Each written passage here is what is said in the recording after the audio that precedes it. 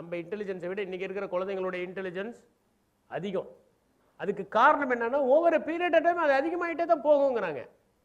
அதே நேரத்தில் ரொம்ப கிஃப்டட் ஜீனியஸாக இருக்கிறதும் ஆபத்துங்கிறாங்க. அவங்க ரியல் லைஃபுக்கு ஒத்து வர மாட்டாங்க. 160க்கு மேலே இருந்தால் அவங்களால ப்ராக்டிக்கல் லைஃபுக்கு ஒத்து வர முடியாது. ஏதோ ஒரு பேராமீட்டர்ஸ் அதிகமாக இருக்கும். தே cannot become leaders, they cannot merge with others. அது ஒரு பிரச்சனை இருக்குது. இன்டெலிஜென்ஸ் அதிகமாகிட்டு இருக்கு. ஆனால் நாம் பண்ணுறது என்னென்னா அந்த இன்டெலிஜென்ஸை சேனலைஸ் பண்ணக்கூடிய ஒரு விஷயம்.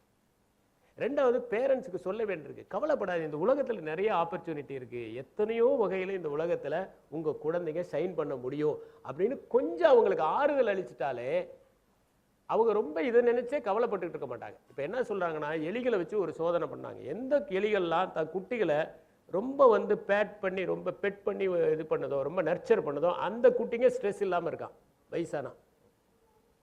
எதெல்லாம் கண்டுக்காம விடுதோ அந்த குட்டிங்க ஸ்ட்ரெஸ் ஆயிருதான். அப்போ இன்னைக்கு உண்மையிலேயே தேவை என்ன தெரியுங்களா, குழந்தைங்களுக்கு நல்லா குழந்தைங்களை நர்ச்சர் பண்ணி வளர்க்குற பேரண்ட்ஸு தான் ரொம்ப ரொம்ப முக்கியம். இன்னைக்கு குழந்தைங்களை நர்ச்சர் பண்ணி வளர்த்திங்கன்னா தான் அவங்க என்ன படித்தாலும் அதிக நாள் உயிர் வாழணும், ஆரோக்கியமாக இருக்கணும், ஸ்ட்ரெஸ் இல்லாமல் இருக்கணும். எதுக்கு எடுத்தாலும் டென்ஷன் ஆகிட்டே இருக்காங்க. அதிகமாக டென்ஷன் ஆகிறவங்க யாரும் பென்ஷன் வாங்குற அளவுக்கு உயிரோடு இருந்தது.